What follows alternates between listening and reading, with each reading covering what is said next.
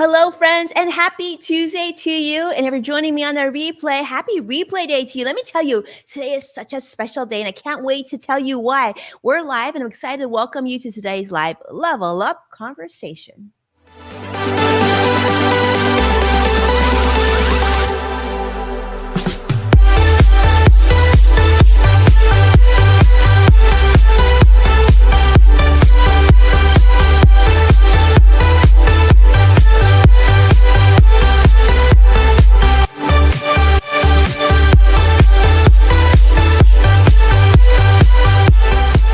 Welcome to Level Up with Winnie Sun.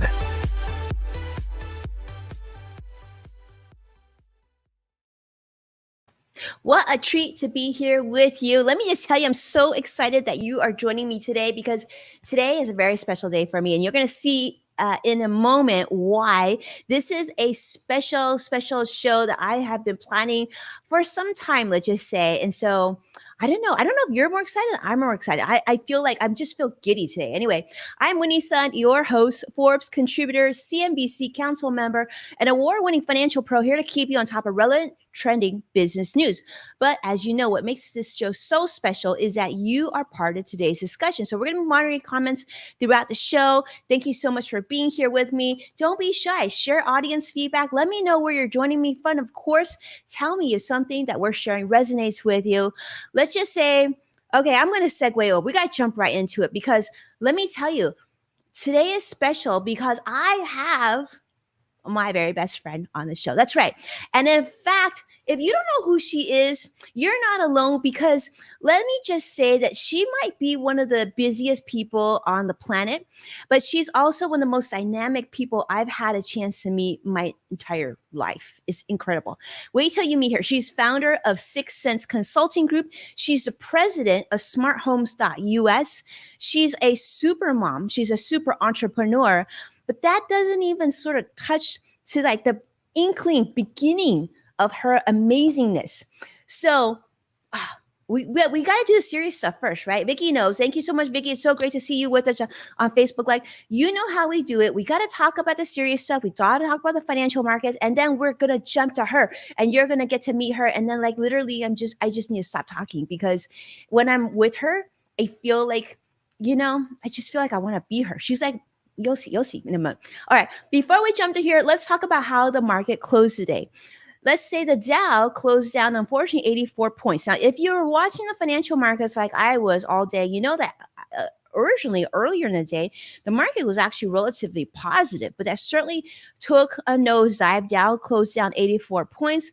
Luckily, though, the NASDAQ still pulled up a positive 114 points, and the S&P 500 also up, almost 10 points, up 9 points. But I want to share with you something that I think I'm going to start doing on every show, because, I read so much financial news. I do so much research, and I want to share with you my pick of best headline of the day. All right. This comes from CNN business journalist Julia Horowitz. Let me just say, Julia, my hat goes off to you today because I'm loving your headline. And the headline today is that everything really is, no, I think the everything rally is now the everything sell-off, meaning that why this I think is so important, because it sort of like talks about the essence of what we're going through in the financial markets right now. Because it wasn't that long ago, and let's say, back in the day in 2020, where, once we got over the shock of the pandemic, it seemed like everything that you touch would turn into gold. This is actually what she said in her first line, in fact. The optimism of like things are going to be okay. We can go ahead and invest in the market. The market seemed to do pretty well the last couple of years. Well, that turn that like happiness upside down, right? You know how people say turn that frown upside down? It's almost the opposite, because now all of a sudden, now we're in 2022, it seems like nothing can go right. And in fact, across the board, you're seeing this in the S&P 500, you're seeing this in Dow, you're starting to see it in NASDAQ with tech and biotech and everything else. It just seems like nothing can go right as well. So you're seeing a lot of positivity in 2022, and now it's turning to a lot of negativity. In fact, the NASDAQ is down now more than 27% since its recent peak. And that's certainly concerning. And so I'm going to put together some notes in the next couple of weeks and talk about really that mindset, what you can be doing with this information that I'm sharing with you today. Now, the other bit of news before we get to my very special guest is on Elon Musk. Now, no surprise here. I know many of you who tune in, we've talked about him many a time. Well, let's just say someone's coming back. Elon Musk said that someone's coming back. And if you haven't seen the news, if you have seen the news, I guess you would know that that person that's coming back is the one and only ex-president Donald Trump, that is. Now, he is saying that as long as Elon Musk is saying now that he gets Twitter, he's actually going to bring Trump back. Because if you remember, Donald Trump was actually banned for life on Twitter. That's right. And so now that if the deal is completed and the company is acquired by the one Elon Musk, he says he's going to break him out of jail. He's going to be free again on Twitter. I don't know how you feel about that. Tell me what you feel about that. Let me know what you think. Do you think Trump should be back on Twitter? Do you think he shouldn't? Actually, I asked a question before we got on the show today, and I asked, do we need more negativity on Twitter? And if you see my tweet, I would love for you to answer that and tell me what you think about that. My second question was, what can we do to reduce negativity? So I'd love to see your thoughts on that. So previously, Elon Musk, he thought, as quote unquote, he said he was reluctant to delete things, he said, on Twitter. And he said he's very cautious about permanent bans. And so therefore, now today, in fact, this was actually an announcement he made. He thinks that Twitter's decision to ban Donald Trump in January of 2021 was, quote unquote, a mistake. All right. So let me know what you think. I see CrossX Fighter. I see Joshua. I see you on YouTube Live. Thank you so much for joining us live. I see so many of you on Facebook Live, LinkedIn Live. Thank you so much, my friends, for being here. Let me know your thoughts. Let me know your thoughts on this. And in fact, maybe I'll even ask my very good friend here in just a moment. So without further ado, I don't want to let her wait any more longer. Let me just welcome my best friend, Jen Louie Douse, president of smarthomes.us. Total powerhouse to show. Jen, how are you today? I'm doing great. I'm in beautiful Hawaii. I can't complain. So every day I wake up, I look out towards the ocean, and I still can't believe I get to live here. I know. I still can't believe you live there too. I mean, I think many of us sort of have been, if you've been to Hawaii, you've probably many a times gotten back on the plane, back to your life, right? Thinking, this is a nice place. I could see myself living here. I'm definitely going to miss my visit until I come back. Well, looks like Jen never left. And so you can see the difference, right? Look how relaxed she is in the tropical background. Jen, I kind of love this. And why is it that you haven't been on a show in all this time? I feel like, I'm so excited that you're here, but why didn't we? I feel like we should have done this a lot sooner. My nickname in the industry, in the former marketing business development industry, before I became president of smarthomes.us, is Asian Agent. I like working behind the scenes. I like helping CEOs and entrepreneurs and political leaders develop their marketing plans and their strategies. I like being that secret Asian agent, as they call me. You are a good secret agent. And let me just say, I want to talk about this story, Jen, because I think a lot of people don't know this story. In fact, how you and I met, it's interesting because when we met, we actually met very organically on LinkedIn. I was planning an event that I wanted to do to support children of special needs. And I went on a group in LinkedIn of event planners. And I said, I don't know how to plan an event. Where do I go? And, a lot of people responded to me but there was one person that really stood out, that really went above and beyond and said, I will help you. Reach out. Let's have a discussion. And so that was my first experience of the Jen Louie Douse effect. I met you and you were just like the kindest, most amazing human being. But get this, okay? Not everybody can pull a Jen Louie Douse effect on you, because this is what she said to me. She says, you know what? I feel like maybe you could get the Black Eyed Peas or somebody like that to perform at your event. And I'm like, yeah, so I don't have them on speed dial. But Jen Louie has people like this on speed dial. This is what's so incredible. So let's talk about your background. Absolutely incredible. I know you graduated from UC Berkeley and in recently. And then a degree in mass communication. She's a founding member of the first LGBTQ news magazine TV show in the country. She's had a successful career in hip hop radio, and she founded Six Sense Consulting Groups. And let's just say this now. You've also worked with the who's who of the entertainment space, of sports, CEOs of all different levels. Definitely, I think you are a definite mover shaker in the Silicon Valley space, as we know, which is sort of Northern California with technology and brands and whatnot. But we also know you're a powerhouse in public relations and event planning, right? Licensing, product placement, sales, and marketing, hundreds of campaigns and events. And just so you know, Jen's also worked with X Games, NBA All-Star, Super Bowl parties, New York Fashion Week, the Bay Area Olympic bid of 2012, the Clinton Foundation, community initiatives, capital campaigns. Actually, to be honest with you, it's so long that I'm just going to say that she's one of the few people that I know that literally has A-list celebrities on her cell phone, on speed dial, and that she can text and they will go and pick her call. So it's pretty incredible. In 2019, Jen actually became the president of the award-winning home automation company smarthomes.us, which we're going to talk about in just a moment. And she also founded this company. Now they're based in both Hawaii and California. I know you do a lot of properties in other states as well. So Jen, I feel like we need to start from the beginning. You know, I know some of your story, but I know a lot of my friends here haven't. So I was hoping that you could take a moment and tell us about your backstory. And, did you just grow up and decide, hey, I'm going to call Rodney Jackson today? Where did this all begin? I wish I can say everything was well planned because like many first generation Asian American families, my parents expected me to be a doctor.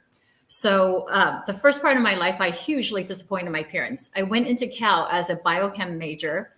But by the time I graduated, I decided that the medical field was not for me. There was a very instrumental experience that happened to me in college, and that was an internship.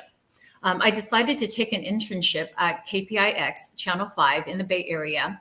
And at that time, they only had an opening in the sports department, and I decided to go for it.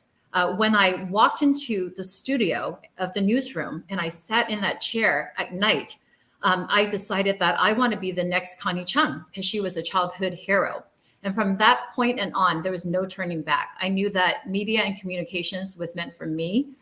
However, I did not realize that I would end up on the business end, not so much on the journalism side, which was what I thought would be my first love and my first passion. So everything was very, I guess you can say, through fate and serendipitous series of events, but not so much a business plan or plan on paper, because my life plan is not at all what my parents had for me, nor what I had for myself. But I did follow my passion along the way, even when I doubted myself at times. I love that. Well, we know that, May is Asian American and Pacific Islander Heritage Month. And so this is sort of a big month for Asian American. And I think, you and I have had this discussion on the backside of the responsibility we have now to step up and to tell our stories and share our experiences, right? And that way other people, other younger, Asian Americans, women, minorities, people any background can find and see, wow, I don't have to be exactly cookie cutter and I can find my place in this world and to be okay. And not only that be like Jen, Louie Dowson, be successful. I want to share this too. The Pew Research Center showed that, AAPI people are a diverse and growing population and making up about 7% of the total US population. I actually thought that number would be a little bit bigger, Jen, but that's in fact the case, So let me ask you this. What was it like for you growing up in the early 80s as first generation? When I first came into this country in the fall of 1980, I did not speak one word of English. I grew up on a rice farm with no running water or electricity. We packed our bags. We had about $400 US, and my parents said, we're going to start a new life. And they took this huge risk, but they knew that this was where we need to be, was in America.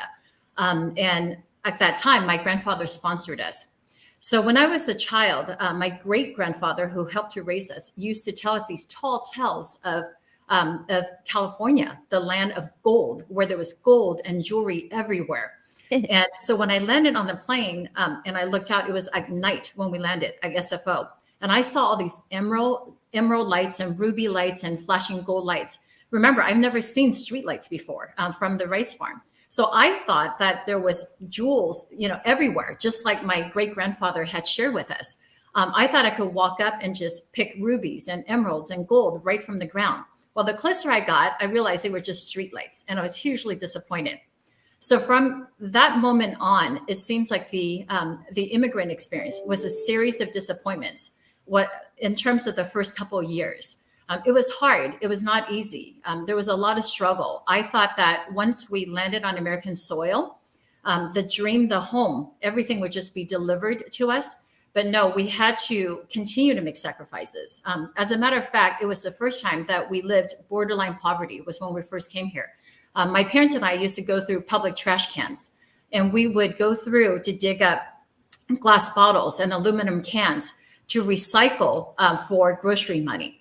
I also remember that my mother would used to take me to the back of grocery stores and restaurants, and she would just wait for people to take the trash out.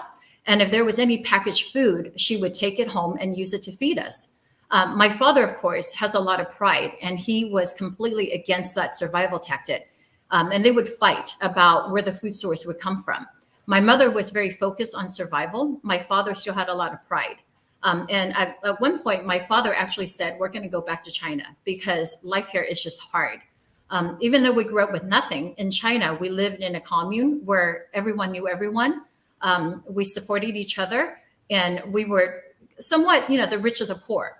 But when we came to this country, we were the poor, and we were treated badly. We experienced racism. We didn't know the language or culture. So it was a very, very hard I would say the first 5 years being here. Well, let's talk about that, Jen. I mean, we were seeing a lot of the pictures coming out from China right now. They definitely, I think that we can relate that, it's never, we can never know the differences in different cities and different countries, and we just sort of evolve, right? And like Vicky is saying, yeah, it's sad to hear no community around. I mean, Vicky, I think that's something that a lot of us can relate to. There's just different environments that we're in, right? Let's talk about this, Jen. I want to talk about parent expectations. I know you and I've talked about this before. A lot of times, many of us were expected to become doctors. How did your parents, what are your parents' expectations, if you will? And how did you make it work? Having parents that came from a different country, you trying to assimilate here as a young adult in the United States. What were your struggles there? The one thing that we knew that it wasn't going to be overnight. It wasn't going to be an overnight success. But I think that one of the things that nobody ever warned our parents about was how hard it would be to let go of their children as they assimilate into a new culture. So for me, from the child's perspective, it was very hard to meet the expectations of your peers and your friends. You go through the traditional struggles of being a teenager and growing up into a young adult. However, at the same token, at home, I had another battle. And that was culturally, I was starting to separate from my parents. I was becoming more and more Americanized, which is exactly what they wanted me to be. But at the same token, I started to want to do American things, like going to dances, going to proms, and choosing my friends over family at times, and following what my friends were doing, as well as their advice on life, from dating to what college I was going to go to, as well as choosing my major. And of course, in a traditional Chinese family household, especially first generation, everything, every sacrifice is made and invested in your children. And they literally gave up their lives to bring us here for a better life. With that sacrifice, there comes expectations. And so my parents were your typical traditional, very, very tough Chinese parents. They were very tough in discipline. They were tough in expectations. I had to have an A+, not just an A-, because that was their way to get out of poverty.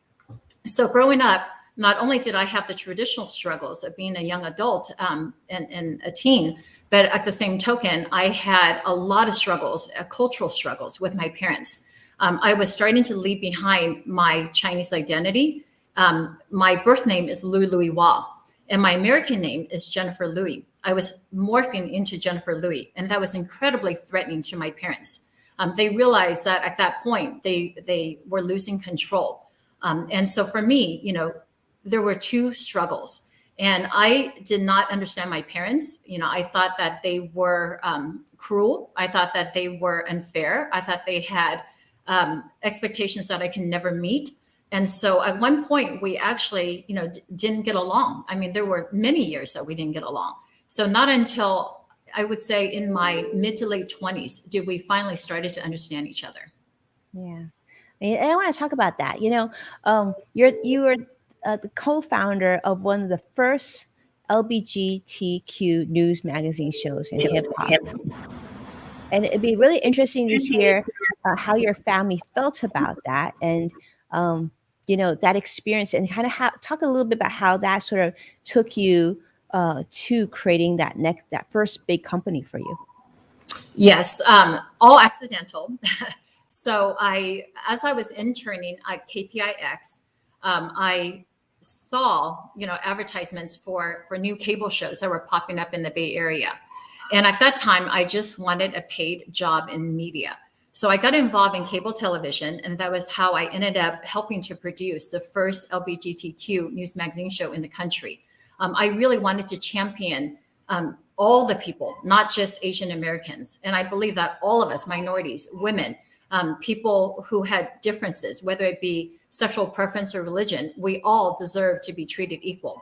So I somewhat, gravitated towards companies, institutions, job opportunities that were not only fulfilling to me in terms of paycheck, but also fulfilling to me in terms of what I wanted to do and what my personal beliefs were. Well, when I was working in television, I realized, unfortunately, it was very glamorous, but it didn't pay the bills. And I needed a second job or a different job. My brother at that time just started his college education at Cal. And my mom said, hey, you didn't become a doctor like we expected you to, but you know what we need you to do? Now that you have a college degree, we need you to step up and help your brother with his college education financially. So I decided to look around to see what jobs were out there. And when I looked around, a friend of mine said, there are some wonderful job opportunities. One is radio. Come work in radio sales. Another friend said, there's a wonderful new tech company that's popping up, and I think you should come and work in their sales marketing team or their PR team. Well, I decided to go for radio because it was more glamorous. What early, young 20-something would not want a VIP pass to all the concerts? So that was how I ended up in radio. When I went to interview for Clear Channel at that time, which is now owned today by iHeartRadio, I wanted to go work for the pop radio station.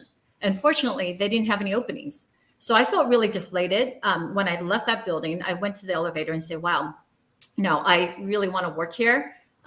If I can get a job here, it might be life-changing financially because I knew that the sales team made the most amount of money at that time. So I was in the elevator. This gentleman walks into the elevator. I didn't know who he was. He said, how are you? And I was friendly back. And he said, what are you here for? And I said, well, I came here to interview for a job. Unfortunately, there's no openings for me. And he said, do you have any sales background or marketing background? And I said, no, but I helped to produce this LGBTQ TV show, and I'm very passionate. Well, he saw the passion in my eyes, and he knew that I had this energy, but I just needed a channel to push all of my energy towards. He said, well, why don't you come with me to the 5th floor? I want you to meet the manager of the hip hop and rap radio station. This was, in the 1990s when gangster rap was really popular, but hip hop at that time, hip hop and rap was not mainstream yet. So I decided to follow him to go meet the general manager. I ended up getting hired, and the rest was history. I fell in love with hip hop. I fell in love with the business of pop culture, and hip hop became a big part of my life. And it not only taught me incredible business lessons, but I really bonded with some incredible entrepreneurs and got to be a part of history, watching hip hop evolve into the mainstream. Yeah, truly. I mean, this is incredible, Jen. I mean, some people talk about hip hop, but you truly were engulfed in this. It's so interesting. I know you moved to New York for a bit, and you had some incredible experiences there. Do you want to talk about that? I mean, moving to New York, what are some things that you learned and some experiences you had there? Yes. So when I was 29 years old, I had what I call my first midlife crisis. At that time, I felt like there was more that I wanted to do. I had a very successful radio career. As a matter of fact, I was one of the top salespeople, in the region, and was awarded many great opportunities, and have interacted with easily over 200 companies, in the course of my career at radio. But I felt like something was missing. So at that time, I said, I don't have a husband, I don't have children, I don't have pets or a plant that relied on me to stay alive. I have no responsibilities. And at that time, I was also very financially free. I made a lot of money, during that heyday of radio. I bought a home, I paid off my parents' house. So it was the right time to go and take a risk. Literally one day I woke up with no business plan, and I decided that today is the day that I am going to start my own business. And I really didn't know exactly what type of business it was going to be, but I knew that it was going to be all of the qualities of my radio career that I love, which was helping people, helping companies, building strategic partnerships and relationships. And I had spoken to some friends of mine, and mentors, which included former Mayor Willie Brown, as well as former Mayor Ed Lee. And even at that time, Supervisor Gavin Newsom, who is now, the governor of California, they gave me the confidence to go out there and start my own company. They said, Jen, you can just continue to do what you do, because realistically, my what I was known for in radio was creating ideas that were completely out of the box. So I never really sold traditional radio or format. What I did was I always sold partnerships and relationships. And so they gave me that confidence. They kind of held my hand and kind of ushered me into the life of an entrepreneur and took that risk. And it was the best decision I ever made. Amazing. Sometimes you just have to take that risk, Jen, right? And I know Yeah. from there you've met so many incredible entrepreneurs. In fact, there was a really fun event that I know that's even on YouTube right now that you and I were part of. I remember you brought me into it, where we literally work with members of the Black Eyed Peas on their charity event, and it was incredible. It was such a great experience, and so many experiences like that we've had together. Thanks to you. Talk about this, Jen. I want to ask your opinion. How would you define success? I mean, I think that you've had a lot of it, but how do you personally define it? If you asked me this question in my 20s, I would have had a different answer for you. But now I'm 49. And so today I define success as balance, balance of mental health, balance of peace, love, personal time. And my day job, my entrepreneurial identity is only one part of that success factor. So today I would define success as balance. So it's a culmination of all of those things. And throughout my career, as you mentioned, I got to work and experience some incredible, with incredible entrepreneurs, and worked in amazing, glamorous, famous environments that were just almost bucket list.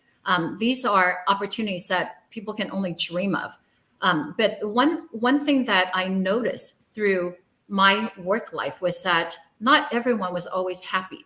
So when I was a child, I used to think that being rich and famous was the key to success and the key to happiness. Well, I worked with the rich, I worked with the famous, I worked with some of the most powerful, political powerhouses. However, I noticed that all those factors never played into their happiness, their personal happiness.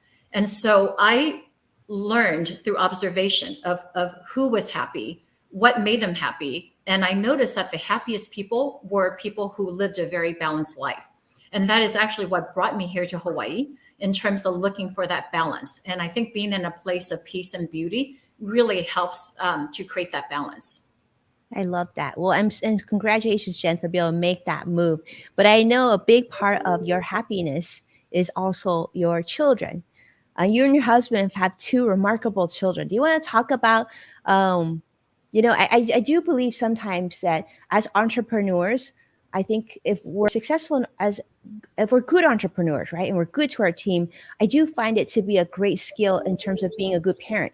And being a good parent, I think, also translates really well to building really great, sustainable, kind working environments.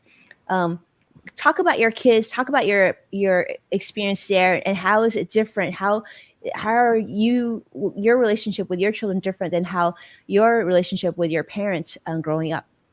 Yes. So what I learned through all of this is that same thing, just as I have observed the definition of happiness through the people I've worked with and the people I've interacted with, I also look back at how I was raised and the type of factors that influenced my childhood, whether, it was fulfillment, joy, and, the pressures as well. And so I promised myself that when I become a parent one day, I would take the best of what worked and really try to correct what didn't work.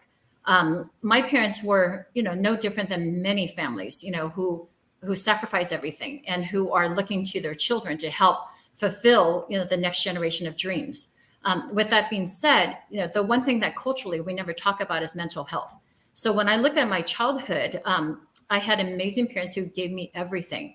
But I would have to say that, in terms of mental health and what I've experienced as a young child still affects me today. So now as a parent, I really look at those types of pressures and not apply them towards my children.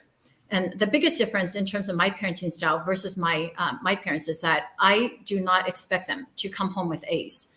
What I do expect them to come home with is the best of their efforts.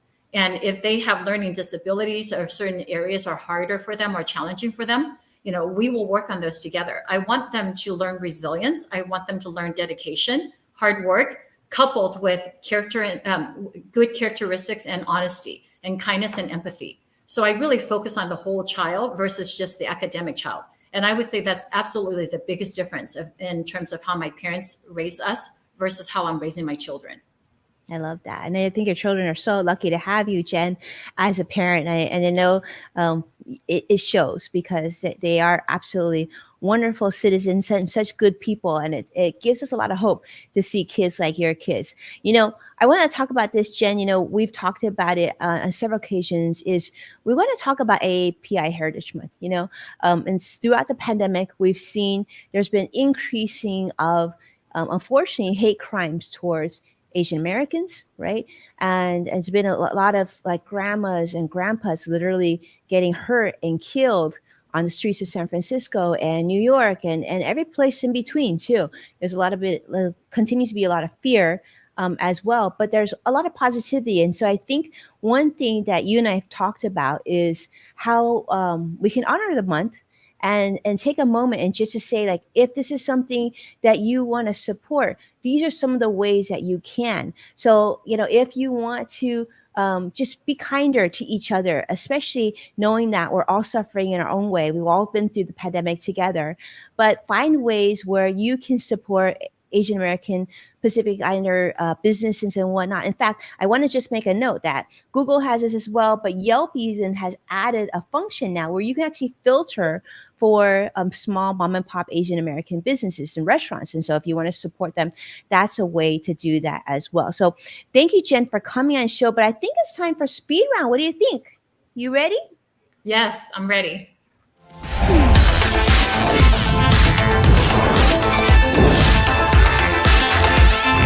Speed round.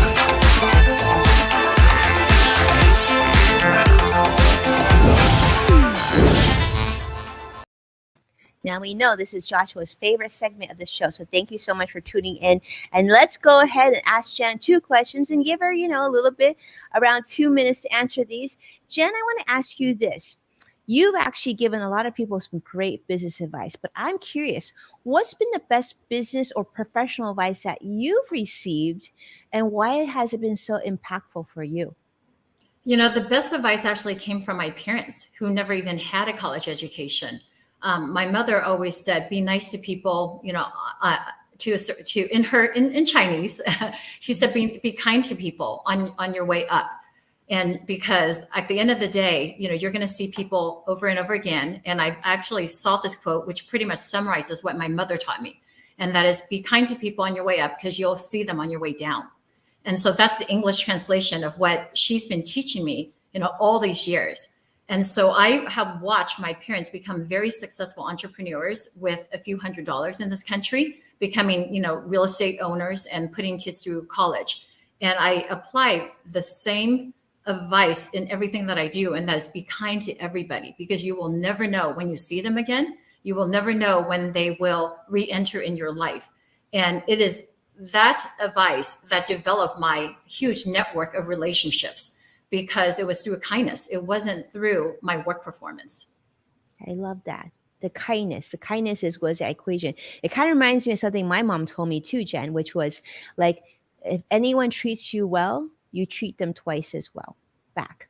And that's sort of been always that thing that she honed in on me as well. Now I'm going to ask you one more question, Jen, and I'm going to come back actually. So those of you tuning in with me, I want you to stay with me, because I now want to, after the next speed round, we're going to do something a little different. I want Jen to talk to us about smarthomes.us.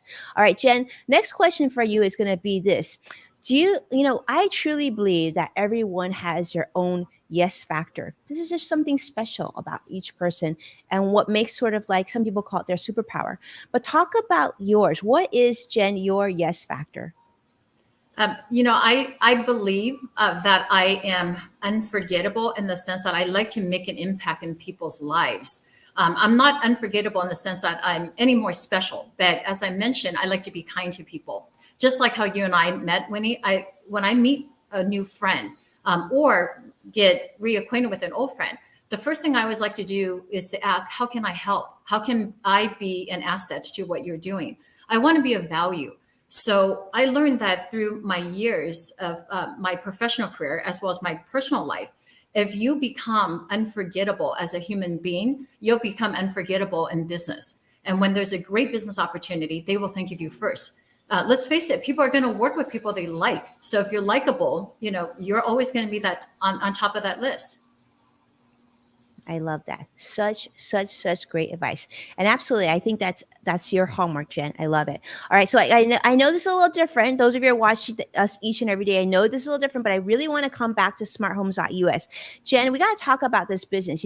I think many of us are familiar with the term smart home. Many of us has I hope I don't turn on anyone's Alexa in your house, but I think we're custom depth. But tell us a little bit about your business and where people can find you and what you do. Yes. So my husband and his dad, my father-in-law, founded the company over 32 years ago in Mendocino, California. It was just a little computer business that serviced all of the POS systems and computer servers of small companies in Mendocino County. As technology evolved, my husband decided that one day all homes were going to be controlled by a tablet, a smartphone. So coupled with his insight and the advancement in technology, he was able to see that this was going to be the wave of the future. So he started getting certifications right when smart homes and home automation first started. As a matter of fact, he was invited to get certified at George Lucas's ranch and became one of the few professionals in the world that are THX certified. So that THX logo that you see at the movie theaters, there's actually only about 2,000 professionals in the world who are certified with that certification to bring that quality of sound into the home space. And he happens to be one of them. So when we first got married, I used to say, you're the right guy, but you're living in the wrong area, because his talent surpassed the opportunity potential in a small town. So I asked him, I said, do you have any interest in moving into a bigger county? He said, no, I love Mendocino County. I'm never leaving here. Then over the course of time, one of our clients in Mendocino County asked him, said, would you mind coming to our home in Hawaii and help us automate that home? Because we only trust you. We love what you did to our Mendocino home and our LA home. And we want you to automate everything in our Hawaii home. So we came to the islands on a one-off job offer, thinking that we would just come here to fix and install this home and program it, and then we would go back to California. Well, the islands are very, intoxicating and it's very addictive. And so we basically never left and discovered an amazing opportunity here where we can have a better quality of life. And there is a huge demand and marketplace for smart homes and technology here on the islands. That's incredible because most people would think, well, you're in Northern California, so you're not that far from Silicon Valley. That would be their initial feeling, but actually now you've gone to the islands, and I gotta say, I think a lot of people are looking and listening, Jen, and a little envious. I'm gonna say for those many of my friends are on the show watching us today. Let me just say. I am so envious of her yard, her backyard. She's got avocados and mangoes just flying through the sky in her backyard. Like on a windy day, she comes home with like bushels and bushels of fruit. It's absolutely incredible, Jen. So I don't know. I mean, it's pretty attractive. So yes, I know that you've worked on multiple very large hotel properties and residential property communities and whatnot. So congratulations on all your success. Let me ask you this. If people want to get to know you and follow you, where should they go to keep in touch? Yes, please follow us on Instagram at Smart Homes Hawaii or Facebook at smarthomes.us. I do want to mention a little bit that in terms of how we ended up on the Big Island. As I mentioned, when we first got asked to come and work here, it kind of goes back to my own DNA as an entrepreneur. And that is my husband is very likable. He's just Mr. Nice Guy. As a matter of fact, he is so nice. That's why I married him. One of his clients literally asked him, do you ever get mad? She has never seen him mad in the 12 years that he has worked for her. And so because he was unforgettable, he started getting referrals. And within almost 5 years now, we have over 200 clients on island. It was all through word of mouth. So one of the things that are always consistent, whether you're living in a big city or growing a company that is international or on an island like Hawaii, is that people follow people. They don't just follow companies. And so with that being said, when we decided to bring our lives here, I felt that it made more sense for us to streamline our family life. And that was why I jumped on board to be the president of Smart Homes, and hopefully all of the relationships that I have built as an entrepreneur in 6 Sense, as well as my husband's own history of 32 plus years in the space. We developed thousands of relationships, and now it's all coming full circle. The ironic thing is I meet more people from Silicon Valley and the Bay Area and the entertainment space here on the islands than I did when I lived in Mendocino. There is a huge connection between entrepreneurs in California, the greater Seattle, Washington area, Denver, Las Vegas. Many of them have homes here. So I actually get to, I don't feel far away from home because I always meet people from the mainland here. Amazing. Thank you so much, Jen. And thank you so much for sharing your story and your experiences. Incredible. Congratulations to you.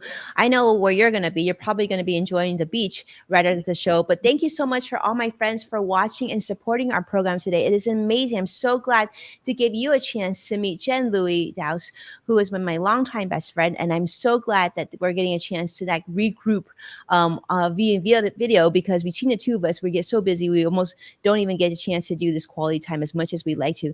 And as a reminder, you can find full episodes, my friends, of Level Up on NASDAQ, KBCW, Amazon Fire, Roku, and so many other platforms near you. Do me a favor and share the show with someone that you care about.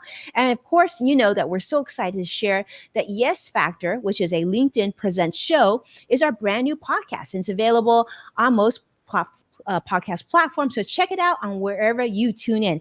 And with that, be well. I can't wait to see you again tomorrow. We're going to be back with Greg Nibbler for In the Loop. So it'll be a treat. Take care and be well. Thank you so much, Jen. Thank you.